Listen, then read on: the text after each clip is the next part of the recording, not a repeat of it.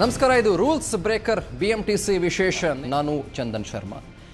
ಇಡೀ ದೇಶದಲ್ಲೇ ನಮ್ಮ ಕರ್ನಾಟಕದ, ಅದರಲ್ಲೂ ನಮ್ಮ ಬೆಂಗಳೂರಿನ ಸಾರಿಗೆ ವ್ಯವಸ್ಥೆಗೆ ಸಿಕ್ಕಾಪಟ್ಟೆ ಒಳ್ಳೆ ಹೆಸರಿದೆ. ಅದರಲ್ಲೂ ನಮ್ಮ ಬೆಂಗಳೂರಲ್ಲಂತೂ ವೋಲ್ವೋ ಬಸ್ಗಳಿದ್ದಾವೆ, AC ಬಸ್ಗಳಿದ್ದಾವೆ, ಅಟಲ್ ಬಿಹಾರಿ ವಾಜಪೇಯಿ ಬಸ್ಗಳಿದ್ದಾವೆ. ಸಿಕ್ಕಾಪಟ್ಟೆ ಬಸ್ಗಳ ಸಂಖ್ಯೆ ಅಂತೂ ತುಂಬಾ ಇದ್ದಾವೆ. ಇಷ್ಟೆಲ್ಲ ಬಸ್ ಇದೆ, ಎಷ್ಟೆಲ್ಲ ಸೌಲಭ್ಯ ಇದೆ, ಜನರಿಗೆ ಅನುಕೂಲ ಆಗ್ತಿದೆ ಅಂತ ನೀವು ಅಂದ್ಕೊಂಡ್ರೆ ಅದು ತುಂಬಾ ತಪ್ಪಾಗುತ್ತೆ. ಯಾಕೆಂತಂದರೆ ಅನುಕೂಲದ ಜೊತೆಗೆ ಅಲ್ಲಿರುವಂಥ ಜನರಿಗೆ ಅನಾನುಕೂಲ ಆಗ್ತಾ ಇದೆ. ಅದು ಯಾವ ರೀತಿ ಅಂತಂದರೆ, ಈ BMTC ಮತ್ತು KSRTC ಡ್ರೈವರ್ಗಳು ರೂಲ್ಸ್ಗಳನ್ನು ಸಿಕ್ಕಾಪಟ್ಟೆ ಬ್ರೇಕ್ ಮಾಡ್ತಾ ಇದ್ದಾರೆ. ಈ ಆನೆ ನಡೆದಿದ್ದೇ ದಾರಿ ಅಂತ ಒಂದು ಮಾತು ಹೇಳ್ತಾರಲ್ವಾ, ನಾವೇನಾದರೂ ಮಾಡ್ಕೊಳ್ಳಿ ಸ್ವಾಮಿ, ನಾವು ರೂಲ್ಸ್ ಇರೋದೇ ಬ್ರೇಕ್ ಮಾಡೋಕ್ಕೆ ಅನ್ನೋ ಥರ ಈ BMTCಯ ಡ್ರೈವರ್ಗಳು ಬಿಹೇವ್ ಮಾಡ್ತಿದ್ದಾರೆ. ಇದರಿಂದ ಸುಮಾರು ಜನರ ಪ್ರಾಣ ಕೂಡ ಹಾನಿ ಆಗ್ತಾ ಇದೆ. ನಿಜಕ್ಕೂ ಬೇಜಾರಾಗುವಂಥ ಸಂಗತಿ, ದುರಂತಮಯವಾದಂಥ ಸಂಗತಿ ಕೂಡ ಹೌದು. ಒಂದು ರೀತಿಯಲ್ಲಿ ಶಾಕಿಂಗ್ ಆಗುವಂಥ ವಿಚಾರ ಕೂಡ ಹೌದು. ಯಾಕಂತಂದರೆ ತುಂಬ ಜನರನ್ನು ಹೊತ್ತು ಸಾಗುವಂಥ BMTC ಮತ್ತು KSRTC ಬಸ್ಗಳೇ ಈ ರೀತಿ ಆಗ್ತಿದೆ ಅಂತಂದರೆ ಜನಸಾಮಾನ್ಯರು ಏನು ಮಾಡಬೇಕು ಅನ್ನೋ ಪ್ರಶ್ನೆ ನಮ್ಮನ್ನು ಕೊಡೋಕ್ಕೆ ಶುರುವಾಗುತ್ತೆ. ಅದ್ರ ಬಗ್ಗೆ ಚರ್ಚೆಯನ್ನು ಇವತ್ತು ನಾನು ಮಾಡ್ತಾ ಹೋಗ್ತೀನಿ. ಅದಕ್ಕಿಂತ ಮುಂಚೆ ಆ BMTC ಬಸ್ಗಳು ಯಾವ ರೀತಿ ರೂಲ್ಸ್ಗಳನ್ನು ಬ್ರೇಕ್ ಮಾಡ್ತಿದ್ದಾವೆ ಅದ್ರ ಬಗ್ಗೆ ನಮ್ಮ ಹತ್ರ ಒಂದು CCTV ಫುಟೇಜ್ ಇದೆ. ಆ CCTV ಫುಟೇಜನ್ನು ನೀವು ನೋಡಬೇಕು ಅಂತಂದರೆ ಸ್ವಲ್ಪ ಉಸಿರು ಬಿಗಿ ಹಿಡಿದುಕೊಂಡು ನೋಡಬೇಕಾಗತ್ತೆ. ಅಷ್ಟು ಶಾಕಿಂಗ್ ಆಗಿದೆ ಆ CCTV ಫುಟೇಜ್ಗಳು. ನೀವು ಅದನ್ನ ಒಂದ್ಸಲ ನೋಡ್ಕೊಂಬನ್ನಿ.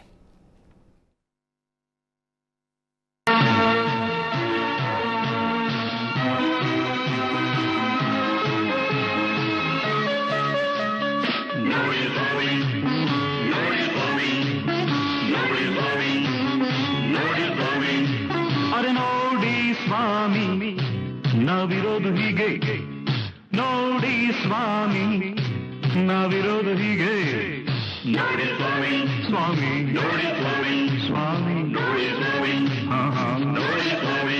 ಓಹೋ, ಈ ಬದುಕು ಸಾಗೋ ರೀತಿ ಹೀಗೆ ನೋಡಿ ಸ್ವಾಮಿ, ನೋಡಿ ಸ್ವಾಮಿ, ನೋಡಿ ಸ್ವಾಮಿ, ಅಪ್ಪನ್ ತೋ ಭಾಯ್ ನೋಡಿ ಸ್ವಾಮಿ, ಐಸಾ ಹೈ ನೋಡಿ ಸ್ವಾಮಿ, ನಾವಿರೋದು ಹೀಗೆ. ಅರೆ ನೋಡಿ ಸ್ವಾಮಿ, ನಾವಿರೋದು ಹೀಗೆ.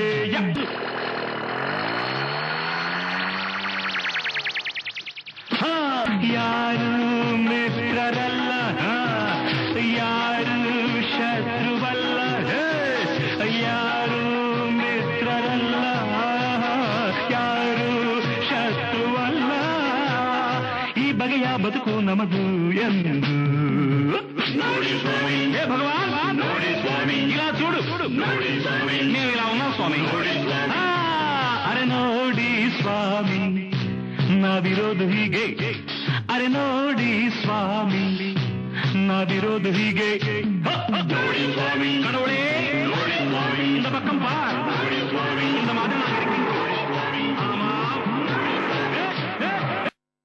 ನೋಡಿ ಸ್ವಾಮಿ, ನಾವಿರೋದು ಹೀಗೆ.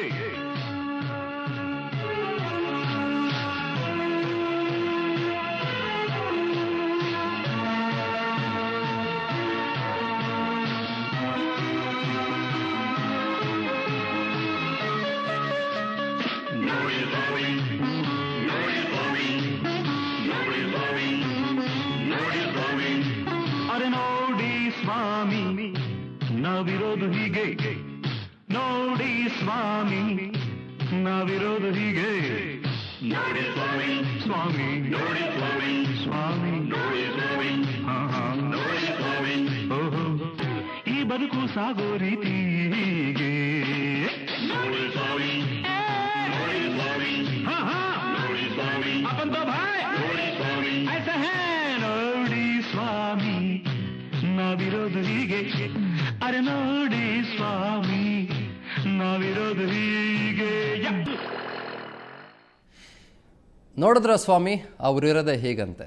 ನೀವು ಏನು ಬೇಕಾದರೂ ಮಾಡ್ಕೊಳ್ಳಿ, ನಾವು ಬಸ್ಗಳನ್ನು ಓಡಿಸೋದೆ ಹೀಗೆ, ನಾವು ನಿಮ್ಮ ಪ್ರಾಣಕ್ಕೆ ಏನಾದರೂ ಕೇರ್ ಮಾಡಲ್ಲ, ನಾವು ಹೋಗೋದಷ್ಟೇ ನಮ್ಮ ಜವಾಬ್ದಾರಿ ಅನ್ನೋದು BMTC ಬಸ್ಗಳನ್ನು ಓಡಿಸುವಂಥವರ ಮಾತುಗಳು. CCTV ಫುಟೇಜ್ಗಳನ್ನು ನೀವು ಕೂಡ ಗಮನಿಸಿದ್ರಿ. ನಾನು ಅವಾಗಲೇ ಒಂದು ಮಾತು ಹೇಳಿದೆ, ಉಸಿರು ಬಿಗಿ ಹಿಡಿದುಕೊಂಡು CCTV ಫುಟೇಜ್ಗಳನ್ನು ನೋಡಬೇಕಾಗತ್ತೆ ಅಂತ. ಅಷ್ಟು ಶಾಕಿಂಗ್ ಆಗಿದೆ ಆ CCTV ಫುಟೇಜ್ಗಳು. ಅಲ್ಲಿ ಎಷ್ಟೋ ಸಿಗ್ನಲ್ಗಳು ಕೆಂಪು ದೀಪ ಇದ್ದರೂ ಕೂಡ ಆ ಕೆಂಪು ದೀಪವನ್ನು ಕೂಡ ಅಲ್ಲಿರುವಂತಹ BMTC ಡ್ರೈವರ್ಗಳು ಫಾಲೋ ಮಾಡ್ತಾ ಇಲ್ಲ. ಕೆಂಪು ದೀಪ ನಮಗೆಲ್ಲ ಅದು ಬೇರೆಯವರಿಗೆ ಅನ್ನೋ ರೀತಿಯಲ್ಲಿ ಆ ಸಿಗ್ನಲನ್ನು ಜಂಪ್ ಮಾಡೋದು, ಅದರ ಜೊತೆಗೆ ಆ ಟೂ ವೀಲರ್ಗಳಿಗೆ ಹೋಗಿ ಅವರು ಡಿಕ್ಕಿ ಹೊಡೆಯೋದು, ಆಟೋಗೆ ಡಿಕ್ಕಿ ಹೊಡೆಯೋದು, ಅಥವಾ ತುಂಬ ರ್ಯಾಶ್ ಆಗಿ ಡ್ರೈವ್ ಮಾಡೋದು, ತುಂಬ ಸ್ಲೋ ಮೂವಿಂಗ್ ಟ್ರಾಫಿಕ್ ಇದ್ದರೂ ಕೂಡ ಯಾರು ಗಂಟೇನು ಹೋಗುತ್ತೆ ಅನ್ನೋ ಥರ ಡ್ರೈವ್ ಮಾಡೋದು, ಝೀಬ್ರಾ ಕ್ರಾಸಿಂಗನ್ನು ದಾಟ್ಬಿಟ್ಟು ಅವರು ನಿಂತ್ಕೊಳ್ಳೋದು. ಝೀಬ್ರಾ ಕ್ರಾಸಿಂಗು ಅಂತಂದರೆ ಅಲ್ಲಿ ಪಾದಚಾರಿಗಳು ಅದನ್ನು ದಾಟ್ಲಿ ಅಂತ ಮಾಡಿರ್ತಾರೆ ಟ್ರಾಫಿಕ್ ಪೊಲೀಸ್ನವರು ಮತ್ತು ಟ್ರಾಫಿಕ್ ಇಲಾಖೆಯವರು. ಅಂದರೆ ಝೀಬ್ರಾ ಕ್ರಾಸಿಂಗ್ ನಮಗೆಲ್ಲ ಅದು ಬೇರೆಯವ್ರಿಗೆ ತಾನೇ, ನಾವೇನು ಮಾಡಬೇಕು ಅಂತ ಅದ್ರ ಮೇಲೆ ನಿಂತ್ಕೊಂಡು ಬೇರೆಯವ್ರಿಗೂ ಕೂಡ ಅನಾನುಕೂಲ ಮಾಡ್ಕೊಳ್ಳೋದು. ಅದರ ಜೊತೆಗೆ BMTCಗೆ ಅಂತ ನಿಗದಿತವಾದಂಥ ಬಸ್ ಸ್ಟಾಪ್ಗಳನ್ನು ಮಾಡಲಾಗಿರುತ್ತೆ. ಅಲ್ಲಿ ಬಸ್ ನಿಲ್ಲಿಸಬೇಕು ಅಂತ ಬಸ್ ಸ್ಟಾಪ್ಗಳನ್ನು ಮಾಡಲಾಗಿರುತ್ತೆ. ಆ ಬಸ್ ಸ್ಟಾಪಲ್ಲಿ ಬಸ್ಗಳನ್ನು ನಿಲ್ಲಿಸದೆ ಬೇರೆ ಬೇರೆ ಕಡೆ ಹೋಗೋದು, ಈ ಥರ ಡಿಕ್ಕಿ ಹೊಡೆಯೋದು, ಇದೆಲ್ಲವೂ ಕೂಡ ಕಾಮನ್ ಆಗ್ತಾ ಇದೆ. ಇದು ಮತ್ತೊಂದು CCTV ಫುಟೇಜ್ ನೀವು ಗಮನಿಸ್ತಿದ್ದೀರಿ. ಅಲ್ಲಿ ಒಂದು ಕಡೆಯಿಂದ ಟ್ರಾಫಿಕ್ ಸಿಗ್ನಲ್ ಬಿಡುತ್ತೆ, ಅಂದರೆ ಕೆಂಪು ದೀಪ ಹೋಗಿ ಗ್ರೀನ್ ಸಿಗ್ನಲ್ ಬರುತ್ತೆ. ಆಗ ಅಲ್ಲಿರುವಂಥ ಪ್ರಯಾಣಿಕರು, ವೆಹಿಕಲ್ ಸವಾರರು ಅದನ್ನು ಟ್ರಾಫಿಕ್ ಸಿಗ್ನಲನ್ನು ಓಕೆ ಬಿಟ್ಟಿದೆ, ರಿಲೀಸ್ ಆಗಿದೆ ಅಂತ ಬರ್ತಾರೆ. ಆದರೆ ಅದು ಎಲ್ಲಿಂದ ಬರ್ತಾರೋ BMTC ಡ್ರೈವರ್ಗಳು ನೇರವಾಗಿ ಬಂದಿದ್ದೆ ಆ ಟೂ ವೀಲರ್ ಸವಾರನಿಗೆ ಡಿಕ್ಕಿ ಹೊಡೆಯುತ್ತೆ ಆ ಒಂದು BMTC ಬಸ್. ಅದಾದಮೇಲೆ ಆ ವಾಹನ ಸವಾರನ ಸ್ಥಿತಿ ಏನಾಯ್ತೋ ಅದು ಆ ದೇವರಿಗೆ ಗೊತ್ತು.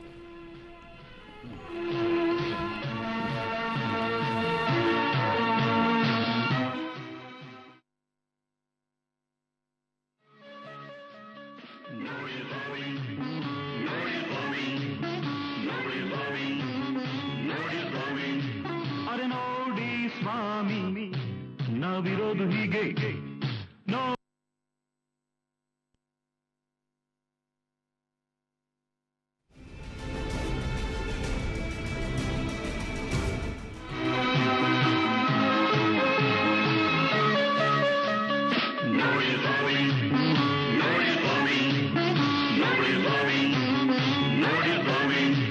ಅರೆ ನೋಡಿ ಸ್ವಾಮಿ ನಾವಿರೋದು ಹೀಗೆ, ನೋಡಿ ಸ್ವಾಮಿ ನಾವಿರೋದು ಹೀಗೆ, ನೋಡಿ ಸ್ವಾಮಿ.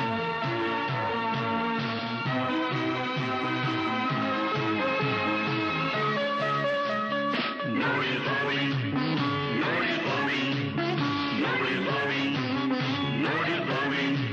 ಅರೆ ನೋಡಿ ಸ್ವಾಮಿ ನಾವಿರೋದು ಹೀಗೆ.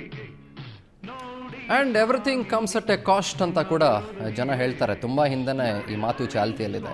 ಅದರ ಪ್ರಕಾರನೇ ಈ ರೀತಿ ರೂಲ್ಸ್ಗಳನ್ನು ಬ್ರೇಕ್ ಮಾಡಿದ ಮೇಲೆ BMTC ಸುಮಾರು ದಂಡವನ್ನು ಕೂಡ ಕಟ್ಟಿದೆ. ಲಕ್ಷಗಳ ಸಂಖ್ಯೆಯಲ್ಲಿ ಈಗಾಗಲೇ ದಂಡವನ್ನು ಕಟ್ಟಿದೆ. ಆದರೆ ಇಲ್ಲಿ ದಂಡ ಕಟ್ಟೋದು ಇಂಪಾರ್ಟೆಂಟ್ ಆಗೋದಿಲ್ಲ. ಈ ರೀತಿ ಹಾನಿಗಳಿಂದ, ಈ ರೀತಿ ಬೇಜವಾಬ್ದಾರಿತನದ ರ್ಯಾಶ್ ಡ್ರೈವಿಂಗಿಂದ ಎಷ್ಟು ಜನರ ಪ್ರಾಣ ಇವಾಗಲೇ ಹೋಗಿದೆ ಅಂತಂದರೆ ಸುಮಾರು 2012-2013 ಇಸ್ವಿಯಲ್ಲಿ ಸುಮಾರು 100 ಜನ ತಮ್ಮ ಪ್ರಾಣವನ್ನು ಕಳ್ಕೊಂಡಿದ್ದಾರೆ. ಸೊ ಅವರ ಪ್ರಾಣವನ್ನು ವಾಪಸ್ ಕೊಡಿಸೋಕ್ಕಾಗತ್ತೆ ಅವರಿಗೆಲ್ಲ? ಅದು ನಮ್ಮನ್ನು ಕಾಡ್ತಿರೋ ಪ್ರಶ್ನೆ. ಯಾರು ಮಿತ್ರರಲ್ಲ, ಯಾರು ಶತ್ರುವಲ್ಲ, ಯಾರು ಮಿತ್ರರಲ್ಲ, ಯಾರು ಶತ್ರುವಲ್ಲ, ಈ ಬಗೆಯ ಬದುಕು ನಮದು ಎಂದು ನೋಡಿ ಸ್ವಾಮಿ. ಹೇ ಭಗವಾನ್ ನೋಡಿ ಸ್ವಾಮಿ, ಇಲ್ಲ చూడు ನೋಡಿ ಸ್ವಾಮಿ, ನೀವು ಇಲ್ಲ ఉన్నావు ಸ್ವಾಮಿ, ನೋಡಿ ಸ್ವಾಮಿ. ಅರೆ ನೋಡಿ ಸ್ವಾಮಿ ನಾವಿರೋದು ಹೀಗೆ.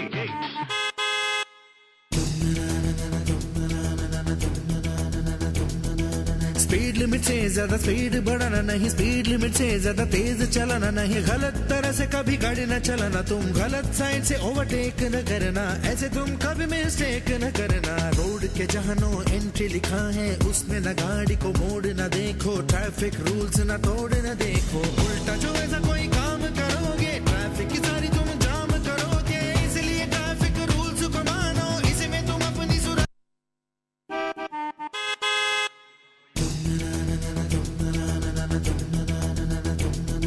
स्पीड लिमिट से ज्यादा स्पीड बढ़ाना नहीं, स्पीड लिमिट से ज्यादा तेज चलाना नहीं, गलत तरह से कभी गाड़ी न चलाना, तुम गलत साइड से ओवरटेक न करना, ऐसे तुम कभी मिस्टेक न करना। रोड के जहाँ नो एंट्री लिखा है उसमें न गाड़ी को मोड़ न देखो, ट्रैफिक रूल्स न तोड़ न देखो, उल्टा जो ऐसा कोई काम करोगे ट्रैफिक की सारी तुम जाम करोगे, इसलिए ट्रैफिक रूल्स ಅವಾಗಲೇ ಒಂದು ಮಾತು ಹೇಳಿದೆ ನಿಮಗೆ, everything comes at A cost ಅಂತ ಹೇಳ್ತಾರೆ. ಆದ್ದರಿಂದ BMTC ಕೂಡ ಸಿಕ್ಕಾಪಟ್ಟೆ ದಂಡ ಕಟ್ಟಿದೆ, ಲಕ್ಷಗಳ ಸಂಖ್ಯೆಯಲ್ಲಿ ಈಗಾಗಲೇ ದಂಡ ಕಟ್ಟಿದೆ. ಅದರ ಜೊತೆಗೆ ಎಷ್ಟೆಷ್ಟು ಟ್ರಾಫಿಕ್ ರೂಲ್ಸ್ಗಳನ್ನು ವೈಲೇಟ್ ಮಾಡಿದೆ, ಸುಮಾರು ಎಷ್ಟು ಕೇಸ್ಗಳನ್ನು ಹಾಕಲಾಗಿದೆ BMTC ಮತ್ತು KSRTC ಮೇಲೆ, ಅದ್ರ ಬಗ್ಗೆ ನಮ್ಮ ಹತ್ರ ಒಂದು ಪುಟ್ಟ ವರದಿ ಇದೆ, ಅದನ್ನು ನೋಡ್ಕೊಂಡು ಬನ್ನಿ.